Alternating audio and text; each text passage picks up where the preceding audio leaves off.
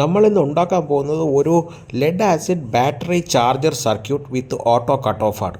അപ്പം അതിനുവേണ്ടി നമ്മൾ ചെയ്യുന്ന സാധനം എന്ന് വെച്ചാൽ TL431 എന്ന് പറയുന്ന ഒരു പ്രിസിഷൻ വോൾട്ടേജ് ഷണ്ട് റെഗുലേറ്റർ ചിപ്പാണ്. ഇതിൻ്റെ അപ്പിയറൻസ് എന്ന് വെച്ചാൽ ഒരു BC547 ട്രാൻസിസ്റ്ററിനെ പോലെ ആയിരിക്കുന്നത്. പക്ഷേ ഇതൊരു റെഗുലേറ്റർ ചിപ്പാണ്. ഒരു 2 റെസിസ്റ്റർ വെച്ചുള്ള ഒരു വോൾട്ടേജ് ഡിവൈഡർ നെറ്റ്വർക്കിൽ നിന്നാണ് ഇവൻ വോൾട്ടേജ് സെൻസ് ചെയ്യാനുള്ള ഇൻപുട്ട് ഇവന് ഈ TL431 ചിപ്പിന് നമ്മൾ കൊടുക്കുന്നത്. അപ്പം ഈ TL431 ചിപ്പിൻ്റെ ഒരു പ്രത്യേകത വെച്ചാൽ ഇത് വളരെ ചെറിയ കറണ്ടിലാണ് വർക്ക് ചെയ്യണം. ഒരു 100 മില്ലി ആംപിയറിലൊക്കെ ഇതിന് വർക്ക് ചെയ്യാൻ പറ്റുള്ളൂ. അപ്പം നമുക്കൊരു ബാറ്ററി ചാർജ് ചെയ്യണമെങ്കിൽ ഒരു 100 മില്ലി ആംപിയർ വെച്ച് ചാർജ് ചെയ്യാനൊന്നും പറ്റില്ല. ഫോർ എക്സാമ്പിൾ ഒരു 100 ബാറ്ററി ആണെങ്കിൽ മിനിമം 10 ആംപിയറെങ്കിലും അതിന് ചാർജിങ്ങിന് കൊടുക്കും. ഒരു 40 ആണെങ്കിൽ 40 ഡിവൈഡഡ് ബൈ 10 എന്ന് പറയുന്ന അത് എത്രയാണ്? 4 ആംപിയറെങ്കിലും ഇതിന് കൊടുത്താൽ മാത്രമേ ഈ ബാറ്ററി ചാർജ് ആവുള്ളൂ. പക്ഷേ 431 അത്രയ്ക്ക് കറണ്ടൊന്നും ക്യാരി ചെയ്യാനുള്ള കപ്പാസിറ്റി ഇല്ല. അപ്പോൾ നമ്മൾ എന്താ ചെയ്യുന്നത് വെച്ചാൽ 431 റെഗുലേറ്റർ ചിപ്പ് വഴി ഒരു റിലേയെ ആണ് നമ്മൾ എനർജൈസ് ചെയ്യണം. അപ്പോൾ റിലേ എന്ത് ചെയ്യുമെന്ന് പറഞ്ഞാൽ റിലേയിൽ റിലേ എത്ര കറണ്ടിലാണോ വർക്ക് ചെയ്യുന്നത് അത്രയും കറണ്ട് നമുക്ക് അതിനകത്തോട്ട് പാസ് ചെയ്യാൻ പറ്റും.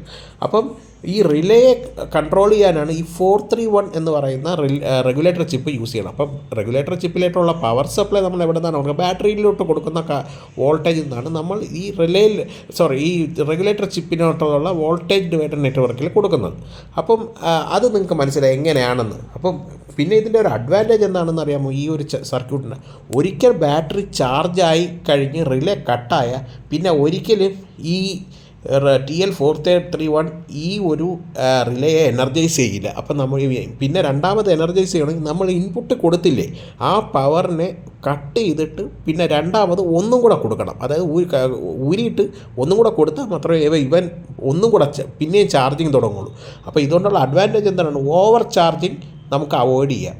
അപ്പം ഓവർ നൈറ്റൊക്കെ വേണമെങ്കിൽ നമുക്ക് ഈ ബാറ്ററി ചാർജ് ചെയ്തിട്ടേക്കാം. അപ്പോൾ എപ്പോഴാണോ ഇവൻ ഫുള്ളാവുന്നത്, അതായത് നമുക്ക് 14.2 ആണെങ്കിൽ നമ്മൾക്ക് ഈ വോൾട്ടേജ് ഡിവൈഡർ നെറ്റ്വർക്ക് വഴി നമുക്ക് വേണമെങ്കിൽ 14.2 വയ്ക്കാം. ഇനിയിപ്പോൾ 24 വോൾട്ടേജ് ബാറ്ററി ആണെങ്കിലോ നമുക്ക് ആ 24 വോൾട്ടേജിന് എത്ര വോൾട്ടേജാണോ വേണ്ടത് അതിൻ്റെ കറണ്ട് വോൾട്ടേജ് ഡിവൈഡർ നെറ്റ്വർക്കിൻ്റെ റെസിസ്റ്റർ മാത്രം മാറ്റിയാൽ മതി. നമുക്കിതിനെ ഏത് ഇതിൽ വേണമെങ്കിലും നമുക്ക് യൂസ് ചെയ്യാൻ പറ്റും. എത്ര വോൾട്ട്, 6 വോൾട്ടോ 12 വോൾട്ടോ 24 വോൾട്ടോ 48 വോൾട്ടോ ഏതിൽ വേണമെങ്കിലും നമുക്കിതിനെ യൂസ് ചെയ്യാൻ പറ്റും. അതാണ് ഇതിൻ്റെ ഒരു അഡ്വാൻറ്റേജ്. പിന്നെ ഉള്ളതിൻ്റെ ഓവർ ചാർജിങ് കട്ട് ഓഫ്. നമ്മൾ ഓവർ നൈറ്റിൽ ചാർജ് ചെയ്തിട്ടിരുന്ന എപ്പോഴാണോ ചാർജ് ഫുൾ ചാർജ് ആണോ അപ്പം ഇവൻ റിലേ കട്ട് ചെയ്യും. പിന്നെ ഒരിക്കലും ഓണാവേയില്ല. പിന്നെ എപ്പോഴാണ് അവൻ ഓണാവുന്നത്?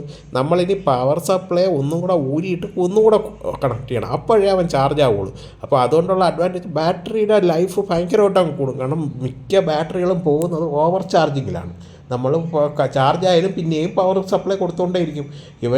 ഇതിൻ്റെ മറ്റേ പൊട്ടൻഷ്യൽ ഡിഫറൻസ് കൂടിയാലും ഇവൻ ചെറിയ രീതിയിൽ ചാർജിങ് നടന്നുകൊണ്ടേയിരിക്കും. അപ്പോൾ അത് ലെഡ് ആസിഡ് ബാറ്ററികൾക്കാണ് ഈ ഇഷ്യൂ ഉള്ളത് കേട്ടോ.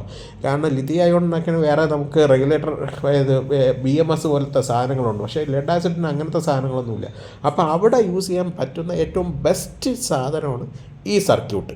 ഫുൾ സർക്യൂട്ട് ഡയഗ്രാം ഞാനിവിടെ കൊടുത്തിട്ടുണ്ട്. ഇതിനകത്ത് വേറെ കമ്പോണൻസ് ഒന്നുമില്ല. ഒരു TL431 ഒരു 3 റെസിസ്റ്ററും 2 LED ഒരു ഡയോഡും മാത്രമേ ഉള്ളൂ. അല്ലാതെ വേറെ ഒന്നും ഇതിനകത്തില്ല. അതുകൊണ്ട് നിങ്ങൾക്ക് വേണമെങ്കിൽ ഇതിനെ ഒരു കോമൺ ബോർഡിലോ വേണമെങ്കിൽ അസംബിൾ ചെയ്യാം, അല്ലെങ്കിൽ ഡയറക്റ്റായിട്ട് പിന്നിൽ തന്നെ അസംബിൾ ചെയ്യാം.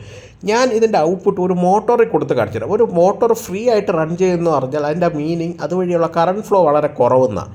അപ്പം ഞാനിപ്പോൾ ഫ്രീ ആയിട്ട് റൺ ചെയ്യുന്ന ഒരു മോട്ടോറിൽ, ഇത് കണക്റ്റോൾ വോൾട്ടിൻ്റെ മോട്ടറാണ്, ഇതിനകത്ത് കണക്ട് ചെയ്യുമ്പോൾ ഈ മോട്ടർ കറണ്ട് കൊടുത്ത ഉടനെ ഇതങ്ങ് കട്ടായി പോണത് നോക്കിക്കോ. കണ്ടാ, ഉടൻ തന്നെ കട്ടായി മോട്ടർ, പിന്നെ കറങ്ങില്ല.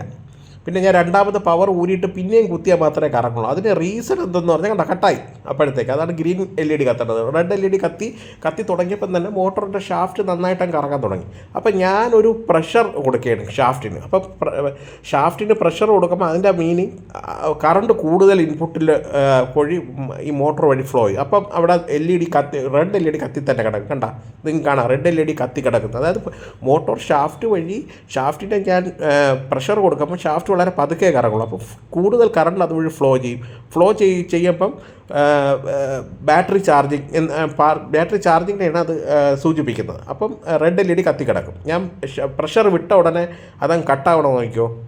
കണ്ടോ, അത് ശ്രദ്ധിച്ച് നോക്കണം. വിട്ട ഉടനെ ഗ്രീൻ കളറിലോട്ട് അങ്ങ് പോയി. അതിൻ്റെ അർത്ഥം കറണ്ട് ഫ്ലോ എപ്പോഴാണ് കുറയുന്നത് അപ്പം TL431 റിലേ ഞാൻ കട്ട് ചെയ്തു. പിന്നെ ഞാൻ ഇൻപുട്ട് വോൾട്ടേജ് രണ്ടാമതും കൂടെ കൊടുത്താൽ മാത്രമേ ഇവൻ പിന്നെയും കണക്റ്റ് ആവുള്ളൂ. അതാണ് ഇതിൻ്റെ ഒരു അഡ്വാൻറ്റേജ്. ഈ സർക്യൂട്ടിനെ ഒരു എൻ്റെ ഈ 12 വോൾട്ട് ബാറ്ററിയിലൊന്ന് കണക്ട് ചെയ്യാമേ. ഇതെന്ന് പറഞ്ഞാൽ ഒരു ലിഥിയം ഫെറോ ഫോസ്ഫേറ്റ് ബാറ്ററിയാണ്. ഇതിൻ്റെ ചാർജ് ഭയങ്കര കുറവാണ്. കാരണം വെച്ചാൽ ഞാൻ കറണ്ട് പോയപ്പോൾ ഫാനിൽ കുറേ നേരം യൂസ് ചെയ്തിരുന്നു, 4-5 മണിക്കൂർ യൂസ് ചെയ്തിരുന്ന ഒരു സാധനമാണ്. അപ്പം ചാർജ് ഭയങ്കര കുറവാണ്. അതുകൊണ്ട് തന്നെയാണ് നിങ്ങൾക്ക് കാണാം റെഡ് LED കത്തി കിടക്കണത്. നല്ല ചാർജിങ്ങിലാണിത്. ഇനി നമുക്കിതിൻ്റെ വോൾട്ടേജ് എത്രയെന്ന് നോക്കാം. എൻ്റെ കയ്യിൽ ലെഡ് ആസിഡ് ബാറ്ററി ഒന്നുമില്ല ചെക്ക് ചെയ്യാൻ. അതുകൊണ്ട് നമുക്ക് ഈ 12 വോൾട്ട് ലിഥിയം ഫോസ്ഫേറ്റ് ബാറ്ററി തന്നെ നമുക്ക് ടെസ്റ്റ് ചെയ്യാം, കുഴപ്പമൊന്നുമില്ല ചാർജ് ചെയ്യാൻ. അപ്പം ഇതിന് എത്ര വോൾട്ടേജ് ആണെന്ന് നോക്കാം. ഇതിനകത്ത് ഇപ്പം കണ്ട ഇൻപുട്ടിൽ 10 വോൾട്ടേജാണ് നമ്മൾ കൊടുക്കുന്ന ചാർജിങ്ങിന്. അതേ സാധനം തന്നെയാണ് പോകുന്നത്.